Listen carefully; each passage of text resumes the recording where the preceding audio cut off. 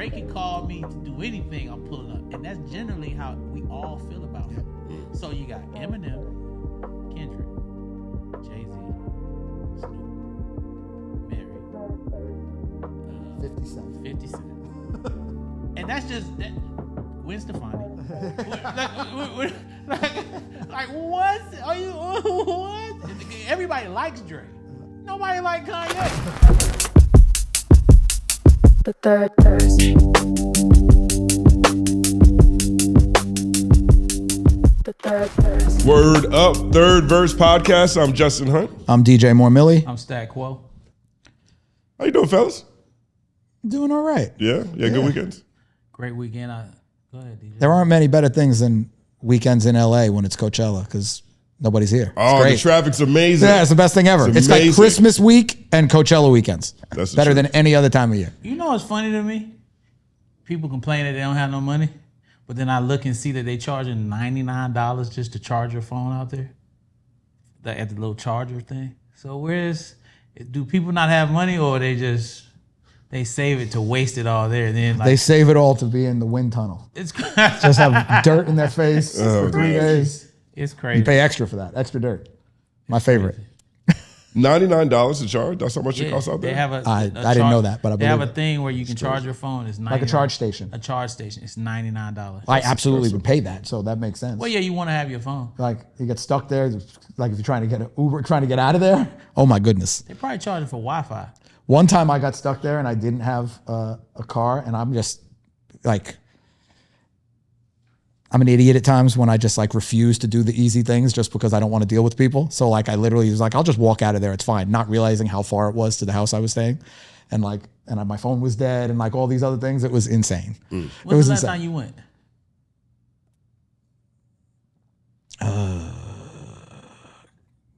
I went recently. I went for Shrem. Like I went for Shrem a couple years ago. I went for YG right before COVID. I went for Dre. I went 4 times. Hologram. Yeah, I went for Dre with the hologram. I went for Eminem. I went for YG, and I went for Shrem. I went 4 times. Was it Coachella? I think that's what the hologram Tupac said. Right, Tupac said. Yeah. What's up, Coachella? What's up with Coachella? I remember when that dude came by the studio showing us the hologram. Oh yeah.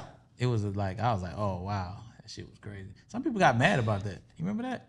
Like a whole thing. How can you do that? You bring a hologram back. Yeah, that was pre-AI. That was pre-AI. That was a big time. That was a big time. That was a huge story. Because people got really mad that they had Tupac say, "What's up, Coachella?" What's wrong with that? Tupac ain't never said that in his life. So of all the things that he could have been doing on that stage, the one thing he ain't never said was, "What's up, Coachella?" So we can't make him say Coachella. Is Coachella like a racist word? I think it's just it takes people out of the authenticity. Yes, I think it's just the idea. Oh, really? They want to be authentic about Tupac, but not nothing else. I think it would have been anybody at that point. We worship a white Jesus. Move on. I don't know if I put "we" on that. I'm talking about as a collective, generally speaking. We all grew up with Jesus being DJ's color on the wall, even though it's the Middle East. I'm just saying. That's true. Geography means something. You know what I'm saying? But we didn't see, you know what I'm saying, Jesus walking around. You know what I mean? We saw Tupac walking around. That's the difference. Hey, listen, some people seen Jesus. It just depends on your own personal experience. As Dee-1, he's seen Jesus. We'll get to that one later. NBA playoffs coming up. Yeah. You guys excited? I'm excited. I'm excited for the Hornets. I know we're in the play-in. We're playing great right now. We have a top 10 defense, top 10 offense right now. Can beat anybody on any given day. And we're wild fun. Got to be the most fun team in the league. They are pretty fun. I don't think you guys get out of the first round, but that's just me. I mean, they got to win 2 games just to get to the first round. They're gonna get there. Yeah, we'll get that. But they won't get out. I'm saying they got to beat Miami and then they got to win on the road. They Miami could, but they still. I don't. No, I understand. I'm just saying they have to actually win a home game and then win a road game just to get to play Detroit. Yeah. And Detroit, Detroit's really, really good, but anything's possible. They play it fun. Sorry, not to cut you. No, go. Cade Cunningham, just lungs. Is that just? Can you just get a collapsed lung just sitting around? Like, what happened? Is somebody?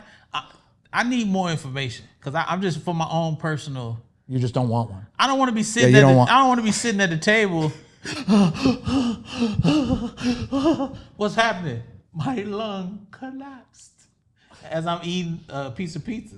No, I think it was an actual injury. I think something happened. like when he he was fell the playing wrong way or basketball. something. Yeah, I don't think Yeah, 'cause I don't I'm- think it happened while he How was do you eating. get that playing basketball? I don't think just land the wrong. I don't. been playing I basketball don't. I a just long don't think time. it happened eating pizza. That's my guess. That's what I'm saying. Pizza could be sharp, I guess, but I don't haven't think. played on his level. Yeah. Not at all. Well, I mean, I've been playing recreationally for a very long time, and I've never heard anyone in the history of basketball get a collapse lung. Yeah. What's going on? Something happened. I mean, was you could doing just get something hit else. the wrong way. You could land the wrong way. I mean, it happens in football. I mean, I know Where's the football lung? obviously Is is it in much the more. rib? Where's the lung? It's in the right behind your ear.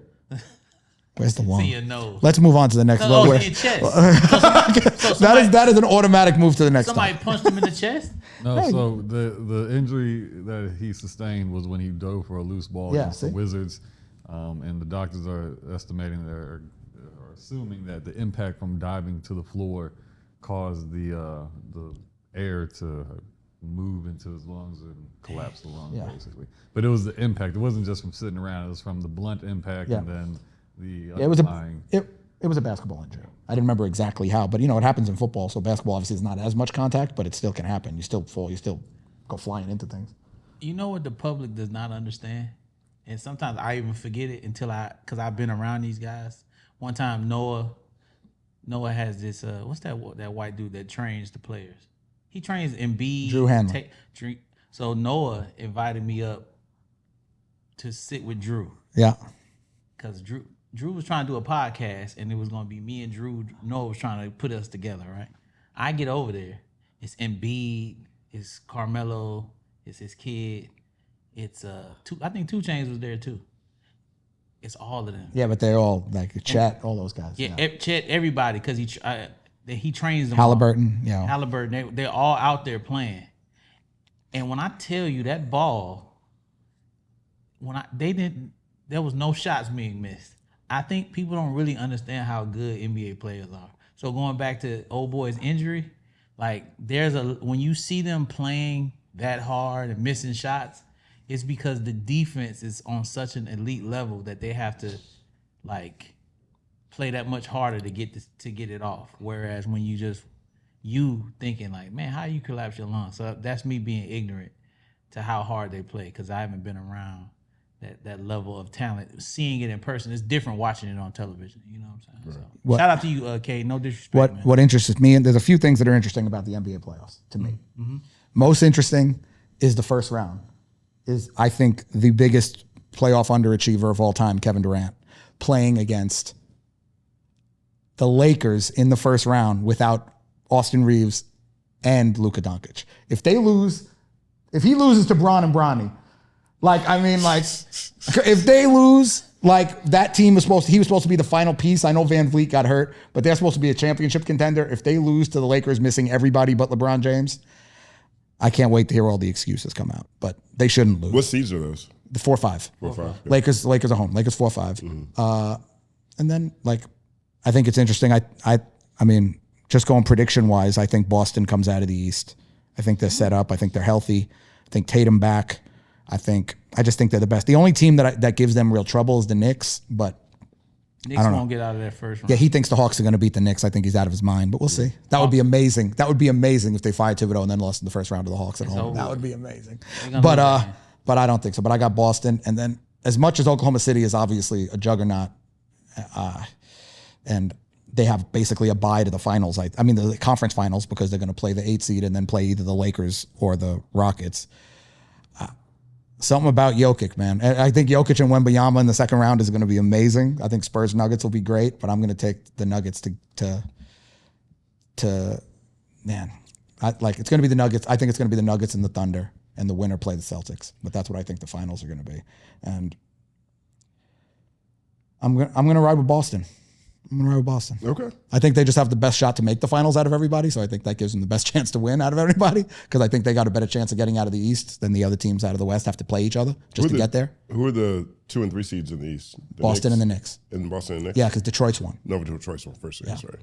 So should be interesting. And I then like I got Boston too. And then I mean it's crazy that the first game of the play-in is the 9-10 is Kawhi and Steph. It's Clippers and the Warriors. And I don't think the Clippers are going to win I that got a game. hot take. I think if Charlotte played Detroit, They got a shot. Charlotte could beat Detroit. Yeah, they got a shot. Yeah.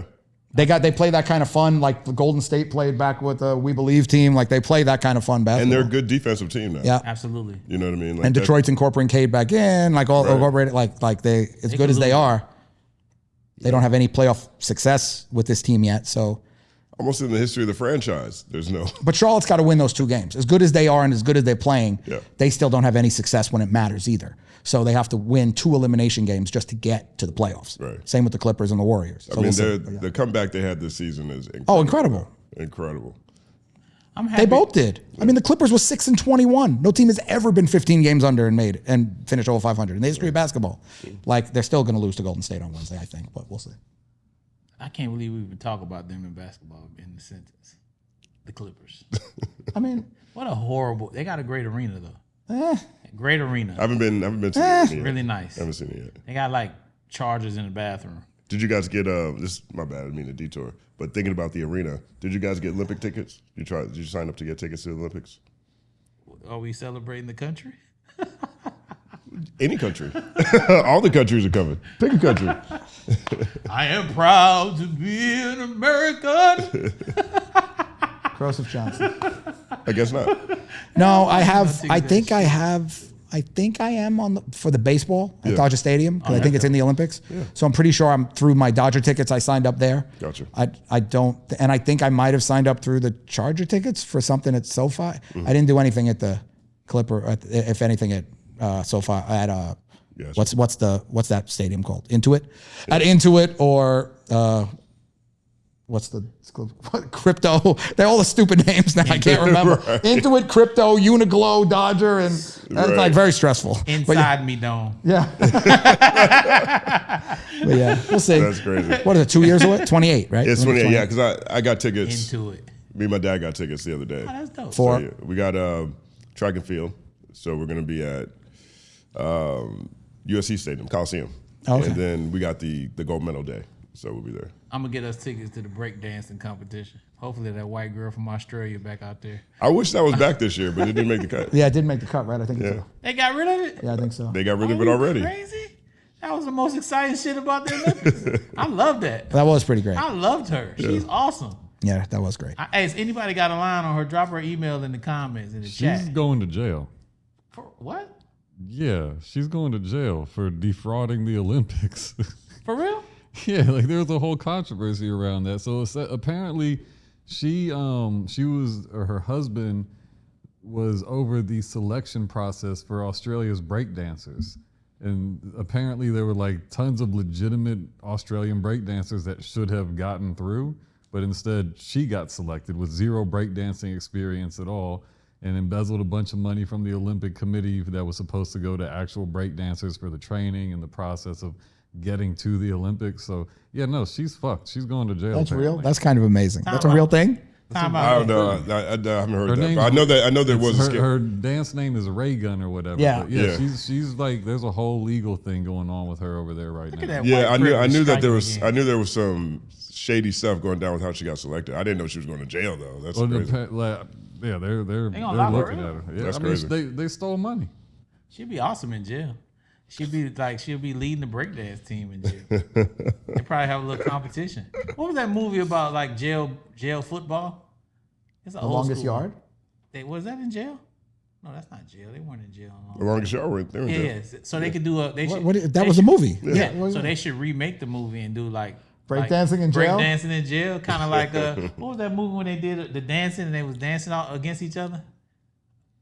Save the Last Dance. Bring it on. Bring it on. Yeah, you talking but do it about- from jail and then have her be the star. And Not she even go- breaking two. Nah, cause she white. We gotta go there. So we gotta go there. Like This is bring it amazing. on, and then she could be just going to battle different. Save the jails. Lance Dance meets the. Well, no. Bring It On meets The Longest Yard. It's And really guess incredible. what? Guess what would be You're cool? writing movies on No. camera. And This shit is then crazy. like it's a whole controversy because her husband gonna be able to make it down to see her because he's having an affair with another lady, and then she's actually sleeping with the warden. That's how you get the LGBTQ in there. Bring everybody incorporated. Bring the mix in, huh? You're we a want to ge- bring it in. you're a We want every- genius. we You're a wanna- genius. We want everybody to be included. You know what I'm saying? Huh? We love inclusion around We here. gotta include every At the third verse. for all of us. She white, Then she like girls, and then he got, I mean, everything going on. Then we have some black girls in there, you know what I'm saying, that's trying to pump her up, teaching her how to dance for real. Dog, the storyline will be epic. That'll be our first movie, produced by the Third Verse. You guys got, so who do you have in the finals again? I You have got Boston, Boston and and Denver. Yo, it's I so guess funny. Boston and Denver. Boston and Denver? Who you got? I got Charlotte and Golden State. Charlotte and Golden State Charlotte? and Golden State. Dog, I'm no, going that's for your real pick for real, or you just doing I'm going 'cause with it. You a homer. I mean, I feel like this might be the Hornets' best chance of making the finals. Yeah, but what about Golden Finals? State? You would bet on that? And No, then go, I don't- I'm not a Golden gam- State? I'm not a Golden gambling State's person. got to win Golden two State games, who? 2 road games just to make the playoffs. Golden State to do what? Steph is, Steph might- is eating grapes right now. He playing. He back. Is he playing? Yeah, he's playing. He played last night against the Clippers. Yeah, he did. No, And they lost without Kawhi. Kawhi resting. they But just like- lost to the Clippers without Kawhi. I think mean, me and listen. DJ was out there shooting around. I mean, they got to beat the Clippers, then beat whoever loses between Portland and Phoenix just to play Oklahoma City in the first round. That's If they go to the finals, horrible, you really should just leave and go to ESPN. that's a horrible take. We'll see. Charlotte You have a versus chance to Golden have neither final team in the playoffs. Forget about in the championship. I'm going San Antonio. Boston. This could be the year for San Antonio. I think they're a year away still, just because I think they're young. But Yeah. because Wembanyama's destined to be the That best dude player in the is. league. It's just If not San Antonio, OKC for sure. But Yeah. I'm not Denver. That's a good pick. I just riding with Jokic. I'm He's so worried about the other he's so guys. underappreciated. But yeah. It's about the other guys that I'm Yeah. worried about. Word up. Let us know who you got in the NBA Finals. I'm not crazy. Hornets, Golden State. It's all happening. The Third Verse. Word up. Now, Dr. Dre. Dr. Dre was recently featured in Forbes magazine. I think he was on the cover. It looked like he was on the cover of one of the most successful self-made people in America. And it was a really, really dope look into his time making music, from NWA to Aftermath to everything that's happened. But also a really interesting look into his house, how he lives, and into gin and juice. And so there's a few quotes in here that really jumped out to me. But one of them is about unreleased music. I think a lot of us are really familiar with Detox and all these sessions, all these albums and songs that never came out. I was caught off guard by this particular quote here. He says he's talking about his time during the pandemic. And he says he made 400 unreleased tracks during the pandemic. Like, that's very recently. That's a lot of songs. Full quote. He says, "Who knows if something is going to happen to make me come up with the best thing I've ever done in my life. The exciting part is there's the potential of that. It's exciting and depressing at the same time because I know it's there. And what if I don't find it?"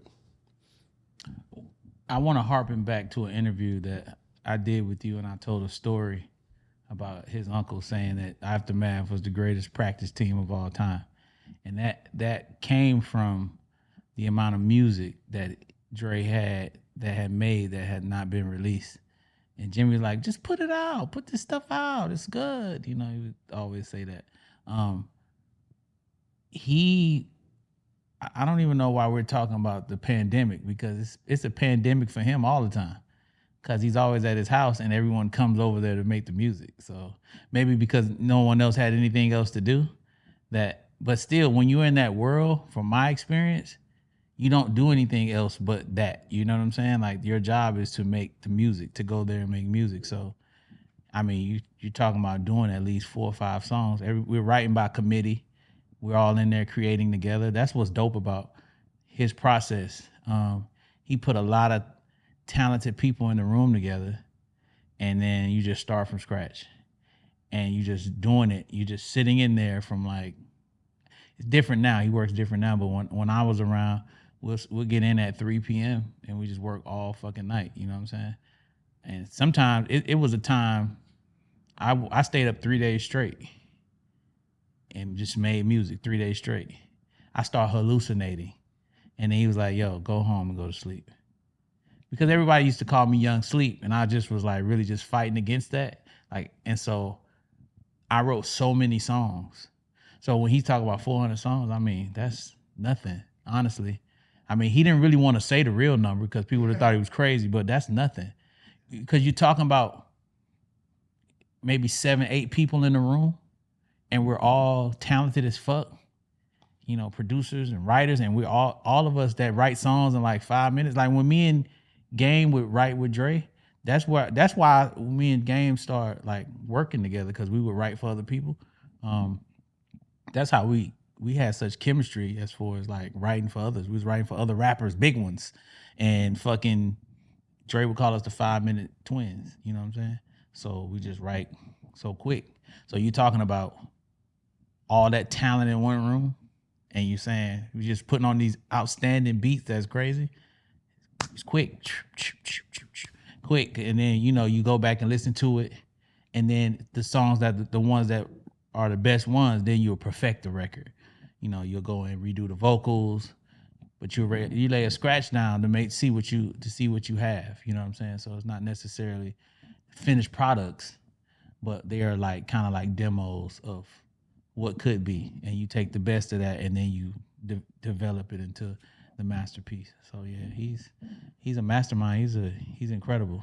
He's the GOAT. I don't care what nobody say. He's the greatest of all time, hands down. You know, all the way around. That's what I'm saying. Longevity, everything else there is. You know, to me, is nobody better than him. You know, I think what's interesting about the quote is like that the motivation and the chasing of greatness is still there for him. Like even this, like I think the most interesting thing about the pandemic part is how recent it is, and how many years after the sale of Beats and all the success and all everything that he still has that, and he's still like, you know, like obviously I was around. I didn't write or produce, but I was around for a lot of those years, and like I had those same kind of nights with Dre that Stat had, except I was the guy like running the records to the mastering studio, running the records back and forth to mix, driving back and forth from the Valley to Bernie Grudman over and over and over and over and over, and like chase of perfection. And I got to watch it up close, which is still seems surreal to me when I look back on it that I got to be there. But I mean, he's the greatest of all time for a reason, and like that. But it is, you know, it doesn't surprise me that he's still doing what he does and chasing what he like that ultimate high of perfection that I got to witness, which was kind of awesome. But I want to say this too, so people know this.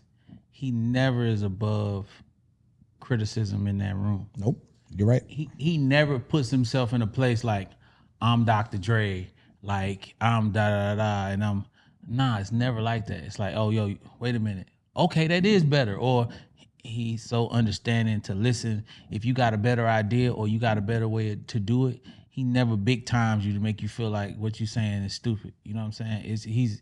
He really works well with others, and navigating through that and communicating his greatness to everybody else and make everybody feel welcome in that environment. Because for him, if you're talented enough to be in that room, we need to hear what you have to say. Because he's all about making the best song. He don't give a fuck about any of that other shit. Like we're trying to make the best song we possibly can make. Because every time you go in the studio, this thing is like you can create something that can change the world every time you walk in there. And that I don't think people think of the gravity of like what a song can do. If you think of some of the biggest songs ever written, the guy that wrote Happy Birthday didn't be like, you know what, I'm gonna write a song that they're gonna sing for forever. I'm gonna write that today. He didn't think about that. He just went in there and made a song. And that's most people when they make music. But music is so powerful, man. And he's the GOAT, like I said. They also talk about his new endeavor, Gin and Juice. Big shout out to Gin and Juice. Yeah. It's here. Rolling down the street, sipping Indo. No, smoking Indo. I was like, that's not what they do. We're smoking Indo. Sipping on the gin and juice. Laid back. With my mind on my money. My money on my mind. The Justin boy. Yes. But here's what Snoop said about it. I thought this was a really interesting take. He said, gin is a lane of alcohol that doesn't really do well. So we chose a lane that doesn't do well so we can excel. Jimmy Iovine added, Dre said we could kill that, and so did Snoop, and then the march to quality started. And then Dre says, I feel like I still have a lot of gas in the tank. I just want to wake up and be motivated to do something. So they chose a lane that wasn't crowded. And that's what I thought was also interesting when it was announced they were doing gin and juice. I'm like, first of all, this is perfect. Right. We all were. I was actually convinced that gin and juice was like a drink because of that song. I didn't drink it until years later, but when I got to college, I did go through my grape juice and gin like phase. That was a thing. And two, they get a chance to define what that spirit is. And we've seen that in recent years with, you know, the shift between like tequilas or when people had whiskeys or whatever. I think that this is, but that quote itself to me also is indicative of what happened with Beats.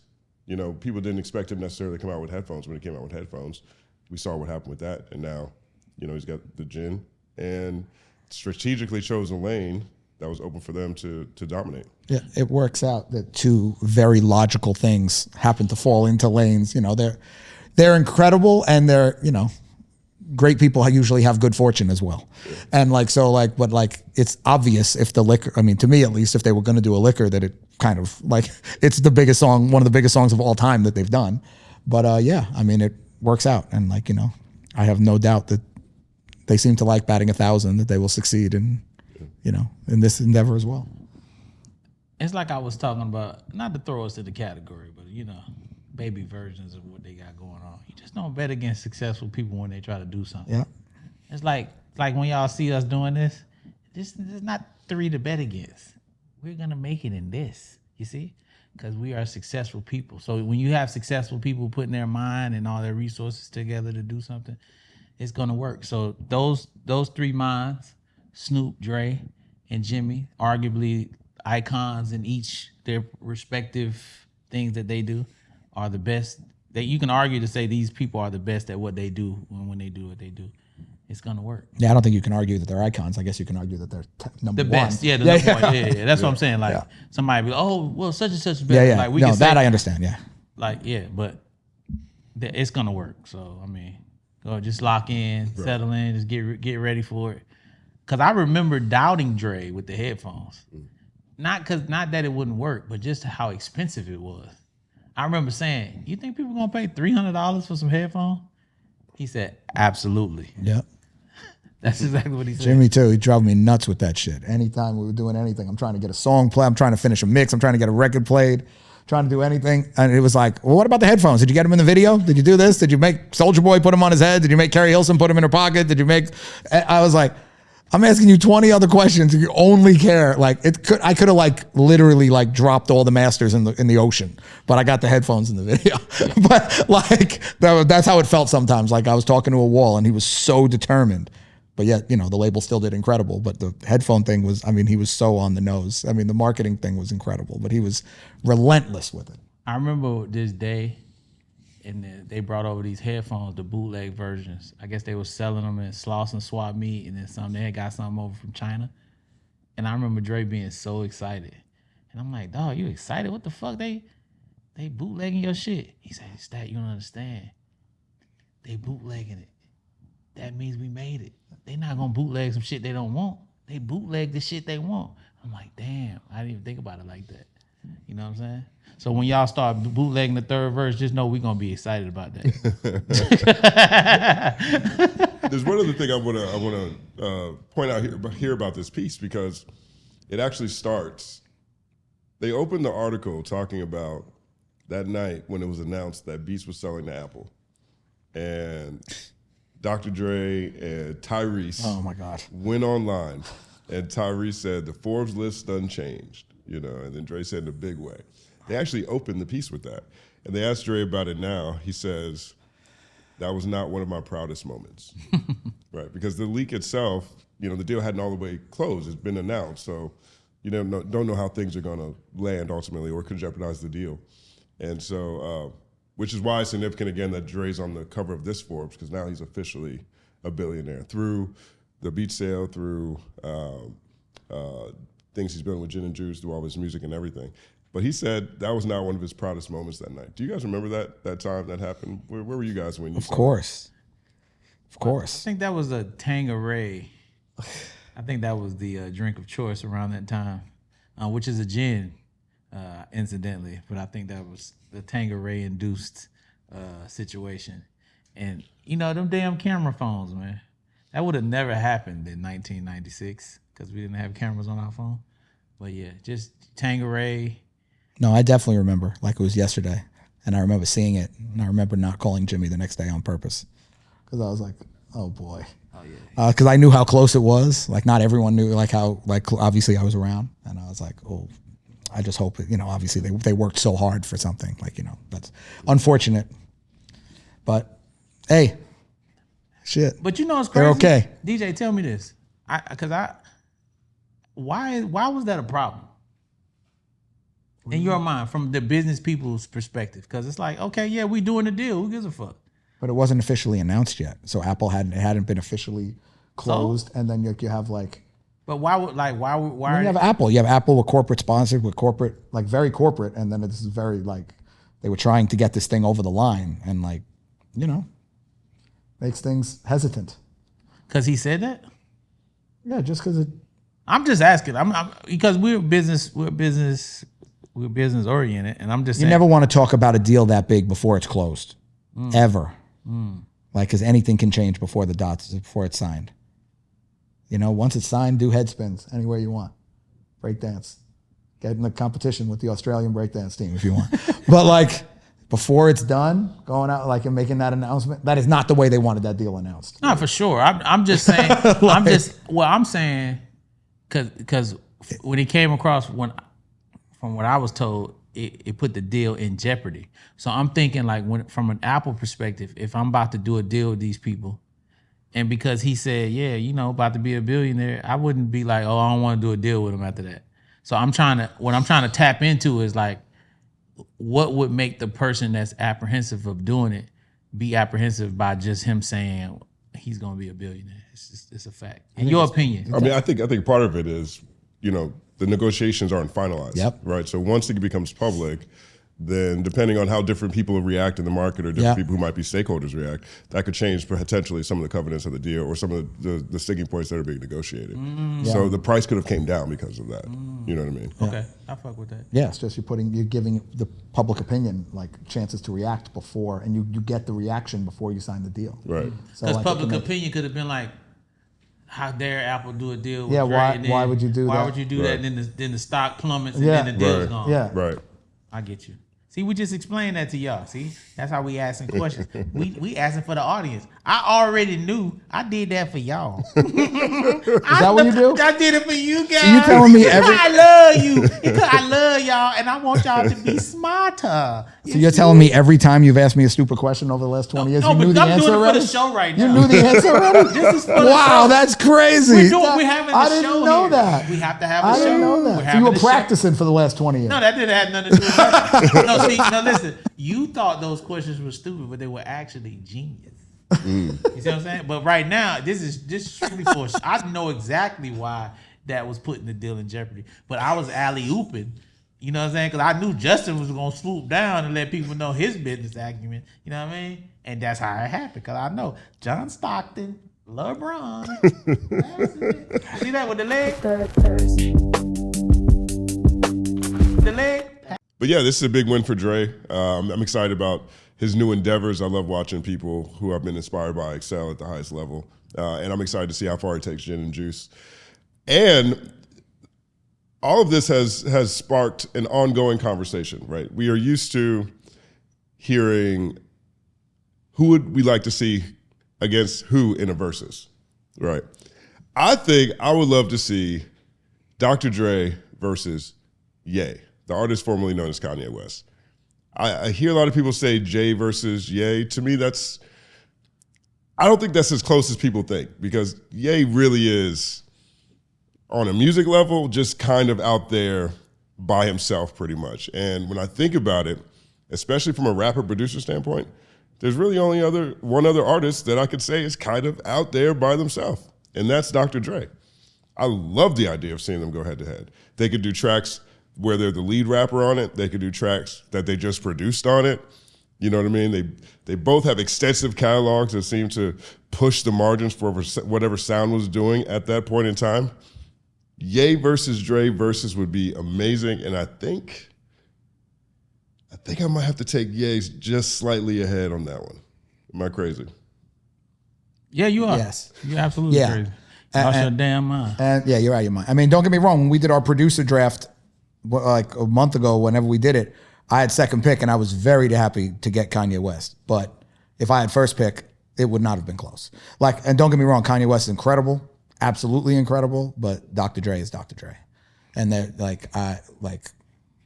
I mean, both absolutely incredible catalogs, incredible. You know, obviously Kanye's artist career was more like, you know, something he leaned into more than Dre did, like consistently.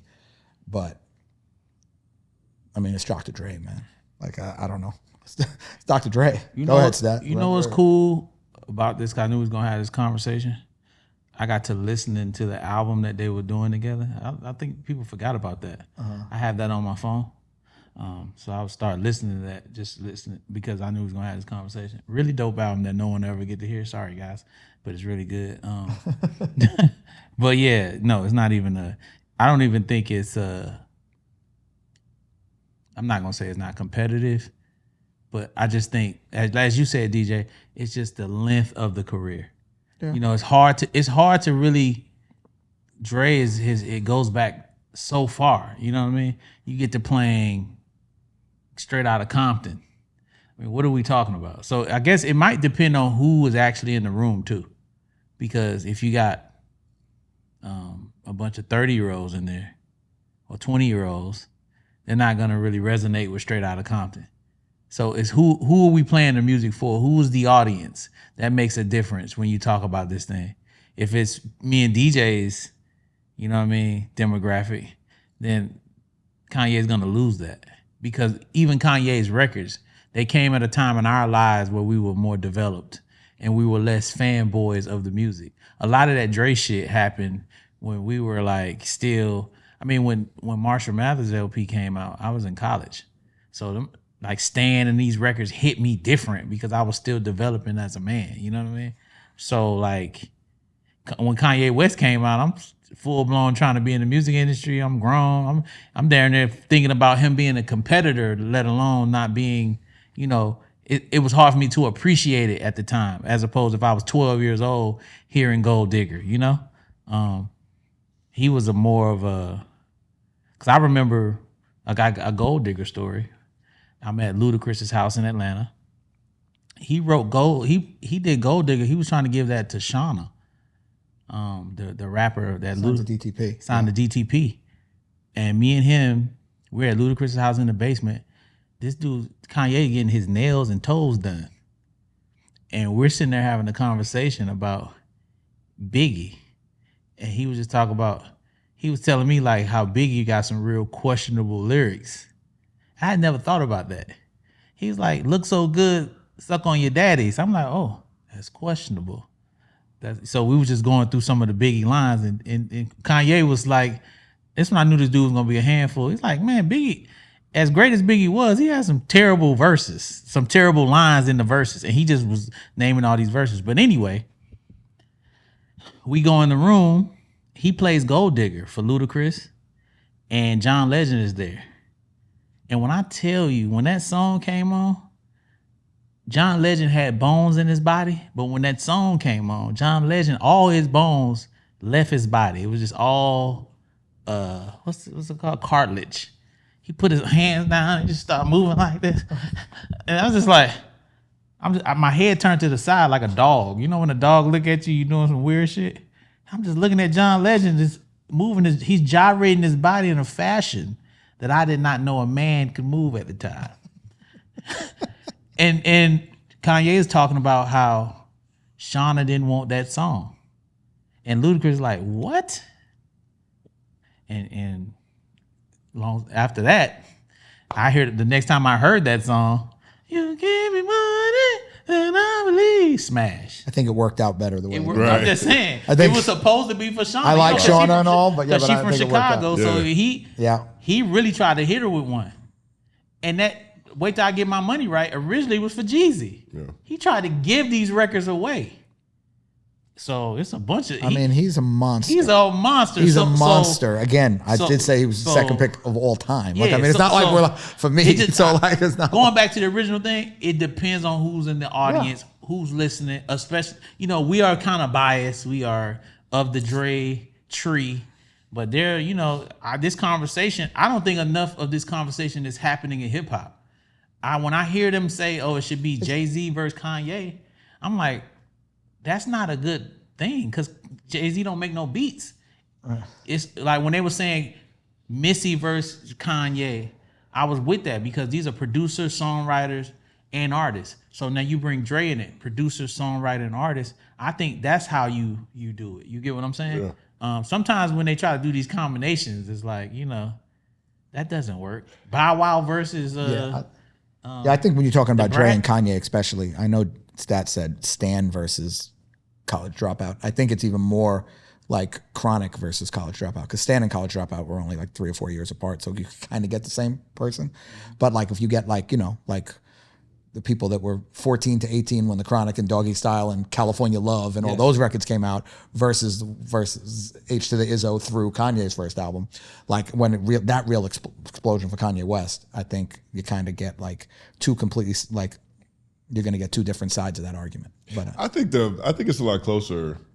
I think it works I think there's more demographic crossover than maybe we're recognizing. Because like the Chronic, people who love the Chronic, a lot of us were really young when the Chronic came out, but we knew it was the Chronic. And then you fast forward 10 years from the Chronic and you're getting College Dropout, you move into that era. And we're at the point where we're still outside. You're still going to college, you're going to the club, you're still doing the things where you hear music. I think that the audiences might be a little closer than it makes it seem. You got to have Supersonic in there, though. See, JJ Fad. You got to have Supersonic. The other thing I think is interesting, right? Straight out of Compton, Supersonic. You got to have those, dog. Yeah. I think, what are we looking at? I mean, I'm not saying that these things would go wrong. I think those songs probably have been remixed in a lot of ways that maybe we don't understand if they've hit. Now, I'm not saying that Supersonic is like EDM DJs take stuff all the time. When do you think the peak, like the year you liked music the most in your life, like affected you the most? Were you 14, 18, 22? What was that?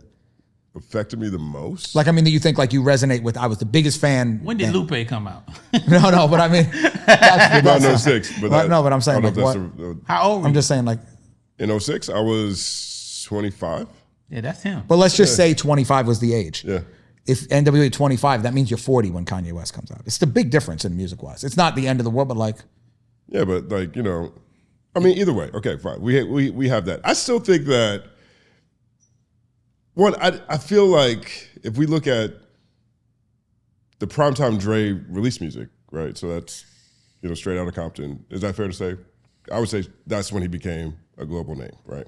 So straight out of Compton to, what would you say is the last piece of work that Dre put out that had a song that he could close the show with?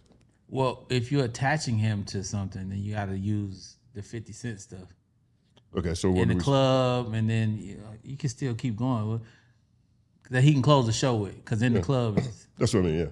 Yeah. I mean, I think the game stuff. There's some game stuff on there, right? Was that but in the club is just such a. Yeah, you can't. Well, I mean, it's but I mean, he you can still play had how. like, I'm not saying that. What does Kanye West play for in the club? I think that more so. Well, two things before we get into that debate. I think Kanye has been making music that can connect with multiple generations, especially because the stuff that he started with was catering to a sound that kind of dissipated, right? So he's starting off with soul samples. That kind of stuff resonates with people that are older in general, because that's where it was. So I think that positions him well. Two, I think on the mic he'd be a problem. Verzuz has a lot of crowd interaction, has a lot of ad-libs. I think Kanye would be a problem in a Verzuz against anybody. His mic is going to sell. He's going to sell that room on how great every song he plays is. So that's going to be a big one. And I think those two.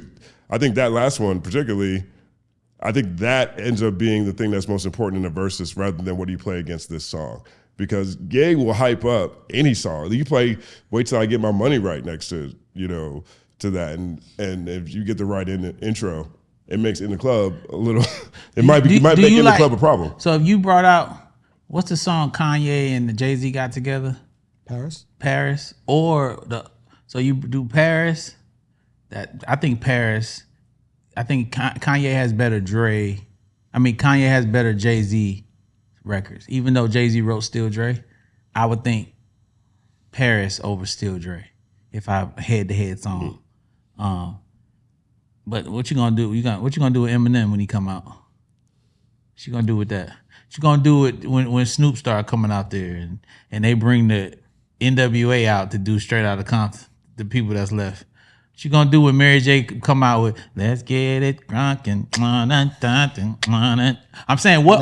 And then when the hologram comes out for California Love, California Love, Tupac. What are we gonna do with that? I'm just asking a question. I'm just asking because I know Kanye got some shit. I think you got Mercy sitting right there. Tupac.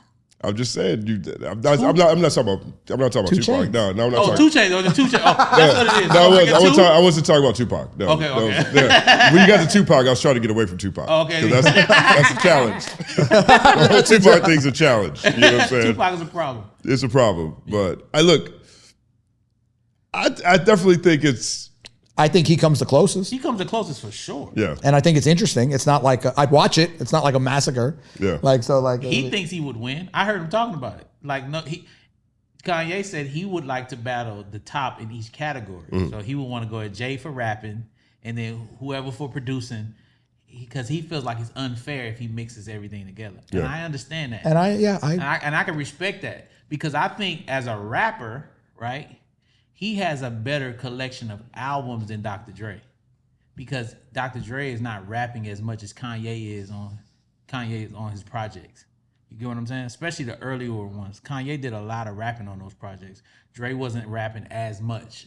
So I would say as a rapper, Kanye is more of a rapper than Dre. Dre would probably attest. Dre would agree to that. He would agree with that, of course. But I'm saying overall, we just playing records and what you did and what you influenced and what you.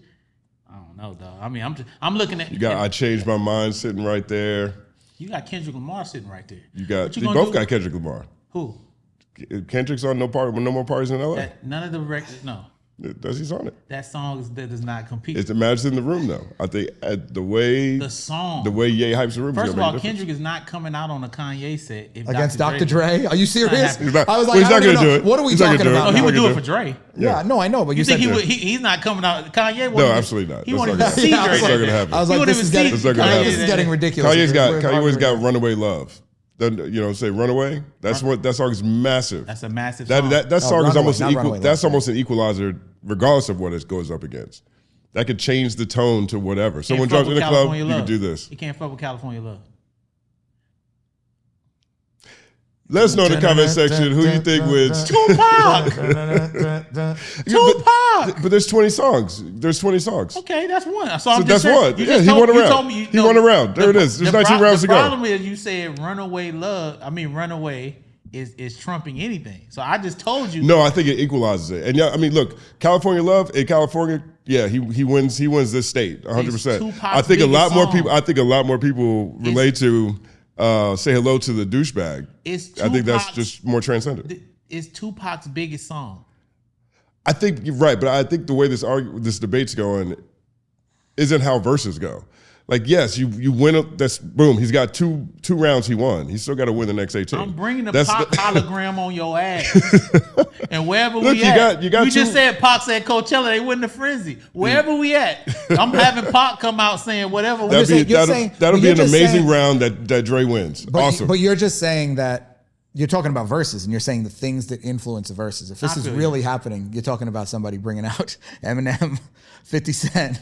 Mary J. Blige, Kendrick Lamar, Super Bowl. Yeah, like the Super Bowl. Kendrick, Tupac, I'm just saying because you took it away from the because you took it away from the songs and said Kanye's going to be on the mic saying it's great like that. So I was like, okay, no, that's totally different. When the hype man aspect does win, that's why Mike Will made it was making it rain up in that mug. You know what I'm saying? That is a huge part of what. That's a huge part of why versus wins. Hold tight. That's a huge part of why versus wins.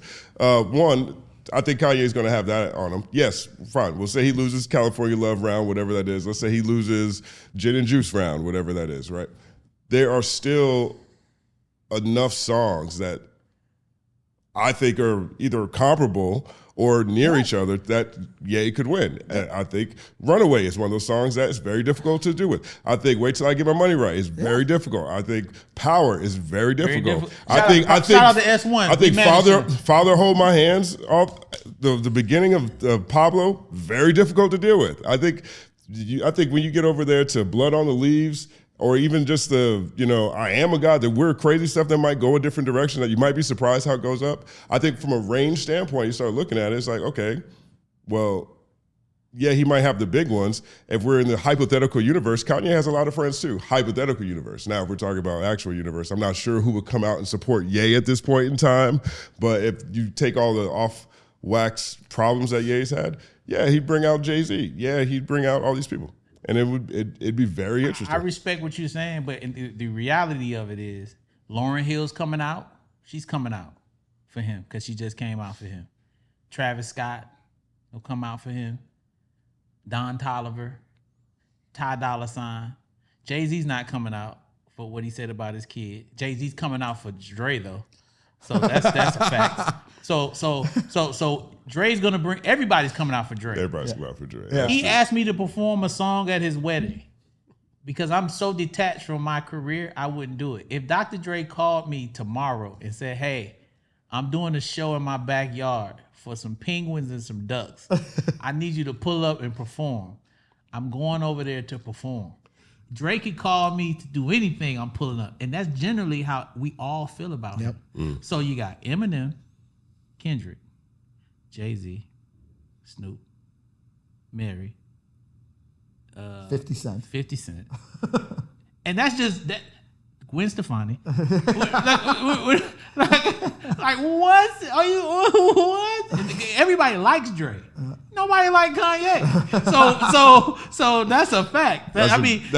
That's a big deal. So it's like, hey, it's like when Tyrese just did the verses with Tank. You could tell people actually like Tank. Yeah. People don't like Tyrese. And that's why Tyrese looked terrible in that verses. People don't like some of the things that Kanye has done, and it will affect him in that situation. Though he has incredible music, and I think generally anybody else he would demolish. But Dr. Dre is a different entity. Just like, dare I say, if Puff did a verses, he got a lot of music, you know what I'm saying? But don't nobody like him.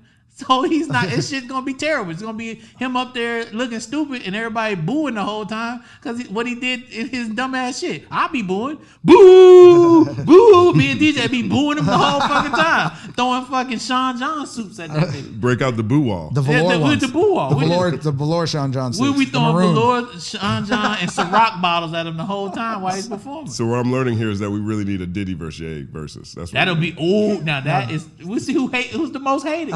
That'd be crazy. That would be crazy. That'd be crazy. Then we'll let Trey Songz sing the national anthem. What the hell? Oh God! I'm just saying, most hated. Who else? Let's know in the comment section what you guys think about this though.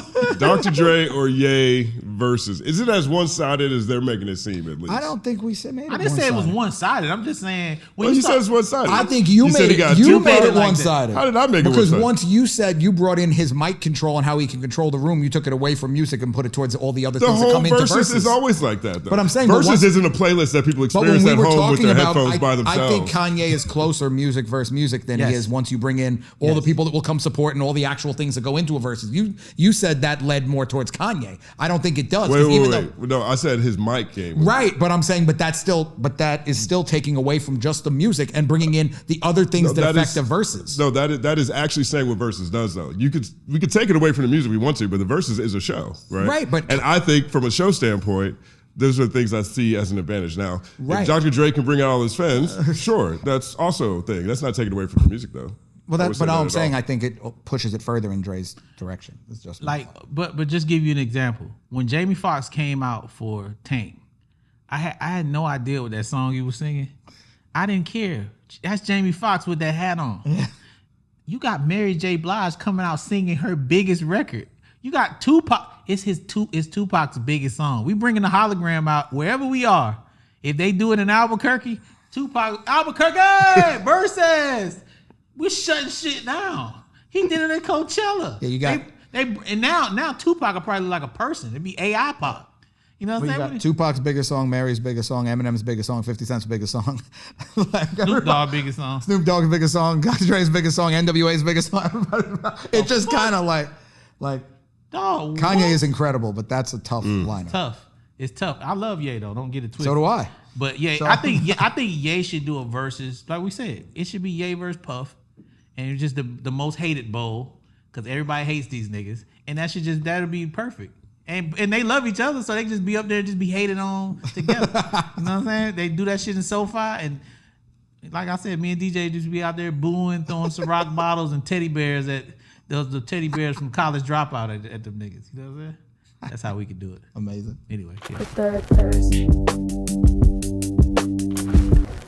If you missed it, there was a fantastic conversation between Dee-1 and Big Bang from the Perspectives podcast. And so Dee-1 is a super talented, independent artist. He is very much Christian forward in his music. Great friend of mine, super honest person who moves with integrity. And so he has coined the phrase hypocritical hop recently, and he points out part of his mission is part of his ministry is to let people know that there are artists out here who are pushing things that are antagonistic to living a great life, right? As Dee-1 sees it.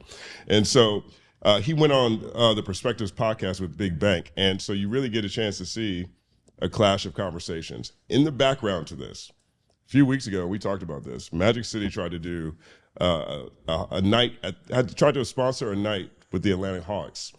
Huge dust up happened. And ultimately, the Magic City night was banned by the NBA.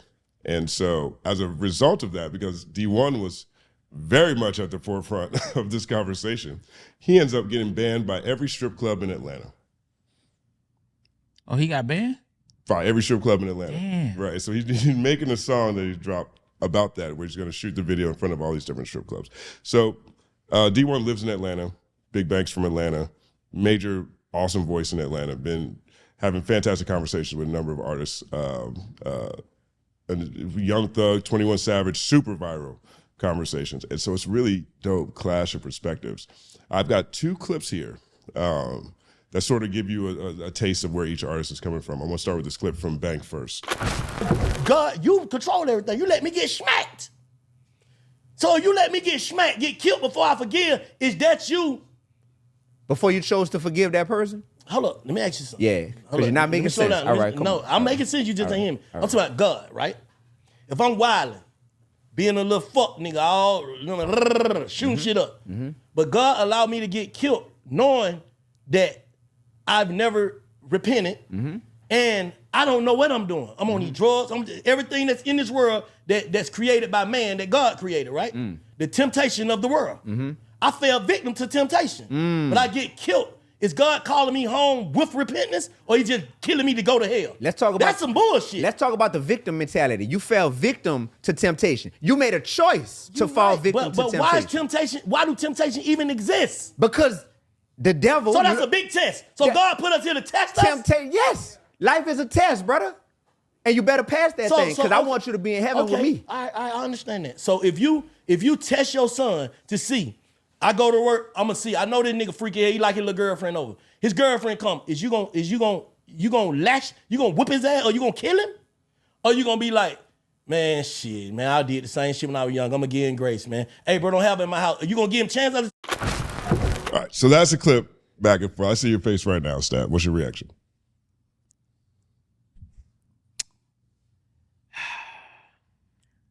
It's part of my 5 things that I really don't like to get deep on. But I'm gonna jump out the window and say this. I don't think Dee-1 was prepared for the conversation with Big Bank. I think when you hear Bank talk, you have this indication that he just, is not as sophisticated in thinking that he really is, because he is, he's solidified in the streets and has a great reputation in the streets. But the reason why he's successful in this arena where he's speaking his mind is because he's a thinker. He's very intelligent. And I think I don't think D1 was prepared for that conversation. And that's why I made that face, because when D1 responded, I'm sure some of the colleagues that subscribe to the things that he subscribed to would want him to say something different. He lost the argument in that brief thing that you played for us. So that's why I made that face. My issue with anyone combating someone's religious beliefs, and this is why I really don't get into it, is I don't have a substitute for them. I don't have anything to give them once I take away their belief in what they believe. So I'd rather have you believe what you want and leave you alone. You see what I'm saying? Because if I tell you that purple is bad, I need to be able to give you green. When it comes to that, I don't know how to give you what you need. And I think some people, a lot of people in this world need that. And I have no problem with people getting what they need. You know what I'm saying? So that's my point of view and my perspective. D1 wasn't prepared. Black, I watched the interview and I'm like, damn, Black got with him. Shout out to D1 though. Everything you doing, shout out to you. You positive, brother. I'm so sad for you that you won't get to go to Magic City or none of the clubs you played yourself. But it's a great time, sir. And I'm sure God has no problem with those young ladies doing what they're doing on the pole. My God is able. You understand me? My God loves girls to drop it low. Huh? But anyway, go ahead. What you were saying. You're an idiot. But no, but I mean, Bank is incredible. I mean, that's my guy, day one. But he's so fucking good. He's so good. It makes it's awesome to see somebody that you like and that you know can be great at something really achieve it. And so watching him do the interviews and stuff, I always tell him he came out and beat us at Mike's golf tournament a couple weeks ago. But that's like my brother, so I'm a huge fan of Bank. Like when it comes to the religious stuff, I honestly hate agreeing with that, but I couldn't agree more. And I just have I don't really have much input on that stuff because I believe everybody should be allowed to believe what they do and have their own opinions. So once you get into that rabbit hole, there's no winning. So yeah. See, I'm with D1 probably 93% of the time. Like where D1 is, I'm probably 93% there. Where he loses me is that I have a view, I'm more of an inclusivist rather than an exclusivist or agnostic, right? And so I learned this in Christian faith in college, right? There's inclusivists who are open to other people who have other faiths and views of the world. You have exclusivists who think, no, this way is the only way. If you're not doing it this way, it's going to work out bad for you. Agnostics are, I don't know, an atheist, or I don't care. Maybe those two are transposed. And so as an inclusivist, that's how I see religion, right? I can't say there's no one true religion. Like I can't say there's one true language, right? I can't say that French is more true than English. I can't say that German is more true than French, right? It's just ways that we interpret the world. And so when it comes to religion, where D1, and D1 talks about this in this conversation quite a bit, if you don't have Christ, then you're going to hell, right? But and Bank makes this point in this conversation. He said, well, 65% of the world isn't Christian. So God made 65% of the world just to send them to hell? That doesn't line up. And it doesn't line up with me either. As an inclusivist, I look at this is how people express their faith and belief in God through these lenses. Right, so that's where I end up losing D1. And so when it comes to, and this conversation is interesting because I also think that in this conversation, D1 sometimes gives God human qualities and sometimes it's God is above human qualities, right? Like the whole idea of this test for everybody, as if either God is all powerful and knows the outcome of this test and is still making everybody go through this way, or he's not all powerful. And as a result, we have these tests because of the devil or whatever. I think that there's a fluid nature there that becomes very convenient, I guess, as needed in these type of conversations. And there's a part in here too where they talk about, and Bank brings us up, not too long after I played that clip, and he says, well, you're basing your ideas of morals off of this book in the Bible, right? And we got this book from the colonizers, from our oppressors. So the oppressor gives us his book, and we're living by the rules of this book. And that just misses a lot of people. And whether or not we got this book from, our colonizers, wherever we got it from, we know that this book has evolved a lot. There's books that used to be in the Bible, ain't even in the Bible no more. There's words that used to be PDF, but now they're homophobe. Like they've changed this book a whole lot. And so when you're having a conversation with people and trying to tell them the importance of seeing the world your way, and your reference is a book that, to a large percentage of at least our population, represents the oppression and colonized mind of slaves, of people who've been slaves and oppressed the entire time. Like it's kind of hard to get through that barrier, especially if you're saying that's the only way to salvation. That's the end all be all. Right. Yeah. You can only get there through this corrupted book. Yeah, my problem, just in general, not just with religion, but just any opinion, when people start weaponizing the opinion, I just have a problem with that. Just across the board, whatever it is. I never want to be that person. Like my perspective and my point of view, I don't want to use my opinion as a weapon. I'm not above reproach. I'm not above like being standing corrected on something. I don't want to, even when I talk about things that I get in depth on, I'm still able and open to hear somebody's other side. Sometimes when those type of topics, you talk about religion, politics, race, sexuality, things like that, relationships, they get so passionate between the two people. It's like, are you really even listening to each other? It's like, if you listen to each other, I think both sides could learn. Because like I always say, perspective is key. So for me, whenever it just feels like someone's trying to weaponize you and tell you, oh, this is going to happen to you, or da-da-da, like, how do you know that? How do you know what you know is the truth? And how does you know what he's saying is a lie, or vice versa? Like, we don't know anything. We're all guessing. I said in a song, it was called Problems, can't nobody tell you what getting killed feel like. That just is a true statement. No one can tell you that. You know what I'm saying? People say, oh yeah, I died and came back. All right, we don't know. But generally, you didn't get killed, because if you got killed, we wouldn't be hearing you. And can't nobody tell you what it feels like or what's happening. We all going into that thing not knowing what's happening. So yes, you can have your faith, and that's fine. Convince me, I'm here ready. But who knows what? So like, that's just, I would just say for anyone out here in the world, it's okay to feel how you feel. But let's have some grace with people and not weaponize your point of view and talk to people right. I agree. I mean, there just has to, for these kind of conversations, there just has to be a certain level of tolerance. Otherwise, I just avoid it at all costs. Any kind of argument like that, I know the only thing that could come out of it is negative, because it's just like somebody spitting their opinion back at you, and anything you say that's not exactly in line with them is just going to be a complete argument. So, and if you're going to say exactly the same thing, it's not even worth the conversation, because you both already know all the answers. So it's kind of like, I don't know. That's just, for me, just a losing fight. Well, that's the thing I liked about this conversation. Like, it was a fair back and forth, right? And at this moment right here, this is a really powerful moment too. This is literally talking about Magic City and the Atlantic Hawks. And so let's take a listen. Adults don't even have the courage to teach the youth no more, because we have been so inundated to where we are attached to all the sinful, negative stuff, and we call it our culture at this point, to where we don't even want to teach the youth better. If we're trying to teach the youth better, why would the Atlanta Hawks trying to have a strip club themed night at an NBA game where the youth was going to be at?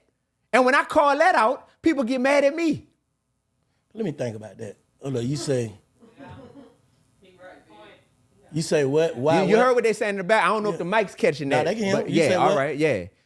If this is about us teaching the youth, then why were the Atlanta Hawks about to have a strip club themed night at an NBA game where the youth was gonna be at? What's that teaching the youth? Oh, you know what the haters gonna say? The Dee-1 haters? They gonna say, man, that was teaching the youth that that's a successful black-owned business. Man, F that black-owned business if it's black-owned but it's morally wrong. I'm gonna say it again. So you think, basically, you said you think it's morally wrong to have a strip club name? A strip club themed night. You shouldn't have a 7-year-old saying, Mommy, can I get one of the Magic City hoodies? What's Magic City? Well, hey, and Big Blank lost that one. Yeah. And I think he goes on to pretty much say, I can agree with you on that. Right. Like, I think, so, they go back and forth. Like I said, in my opinion, as much as I champion Magic City, I think certain things should be kept away from children. So I absolutely agree with that. I wasn't necessarily angry, like want to go protest when they was going to do it at the Hawks, because I know how I feel about it. But I can see as a parent, if I'm taking my kid to the game and my, DJ's going with his daughter and she's like, Daddy, what's Magic City? He got to figure out, and DJ's lying, talking about, no, it's the Magic Kingdom. Yes. Like it's Mario Disney. Brothers. Yeah, no. Yeah, it's like he got to change it, but he shouldn't even have to have that conversation because it reminds me of that time when Snoop went to the movies and he had to sit there and be like, say the same thing. Yeah, he was like, and they asked him a question. Snoop just waking up. He's like, man, I just came over here to watch a cartoon. I didn't come here for all this. You know what I'm saying? You put the parents in an uncomfortable situation. It's different if we know what's happening. Your kid shouldn't be. I'm not taking my kid to a Mike Epps show. You know what I'm saying? I'm not gonna do that. So I think time and place, as I always say. You take a shower and you walk around your house naked. If you do it in public, you go to jail. So you have to do things at a certain place. You know what I'm saying? Right. Certain things are for certain places, and children shouldn't be subjected to. Yeah, there should be some Magic City. level of age gating for that things that people are, all age activities. I mean, it just, like, I wasn't thinking about it, and it definitely didn't hit my radar. Like, oh my God, this is the worst thing ever. But when you think about it, it's like, that's definitely unnecessary as far as I'm concerned. But there's a part in this conversation too where Dee-1 says that people who made money in music, in rap music, any kind of music, and if it was making money off of things that can corrupt or destroy your own community, when you get older, you should denounce those things and apologize for those things. Let me tell you something. Justin knows this, and this is going to be my first time admitting this on camera. I have a certain level of guilt for my being involved in hip hop, and I really want to have a conversation with someone. I think Quesh Love was talking about it. He said it's like survivor's guilt, but I have a guilt because the guiltiness that I feel is because I know the damage that some of the things that I've written that people have consumed, or music that I have promoted, the damage is done. And I can sit here and say, well, I've helped my family and my friends. It's done a lot to help people, but it's also done a lot to hurt people. So it's like, I feel guilty about that. That's a guilt that I feel, and I've always felt that way. So that's why I'll never stand on a political table and try to like denounce someone and talk down on them, because I think hip hop has done some damage. It's done some good too. It's not all bad and it's not all good. So I don't think Dee-1 is wrong with some of the things that he says. But my thing about him, you did a record with Bootsy. So are you trying to be the solution or a part of the problem? Now I know you say I want to ingratiate myself with certain things so I can push my message forward. But you're kind of like contradicting yourself by teaming up with certain people, certain characters in what we do. It's like, be against it all the way and denounce your fandom, because that's pretty much what that is. He's from that part of the world, so Bootsy is an icon over there. So I can understand as a fan, I get it. But then when somebody else do it, let's not jump down their neck because they just as much as a fan as you are. So going back to my original thing, I definitely feel that hip hop has done some damage, but it's also done a lot of good. So I don't know where it stands. Somebody that's smarter than me can sit and tell me how I need to feel about myself.